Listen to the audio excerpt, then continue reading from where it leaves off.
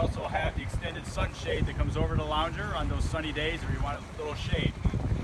As we step aboard, we have ample seating for our friends and family here.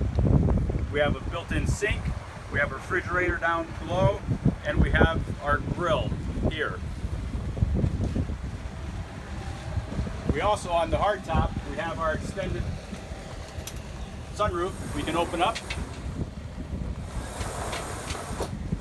And as we move forward, we have a double seat helm. We got twin Simrad screens. Here, we got the joystick piloting with Skyhook. We're equipped with the VHF radio as well. On this boat, we have a good size head here with a sink. And as we move forward to the bow, we got great seating once again.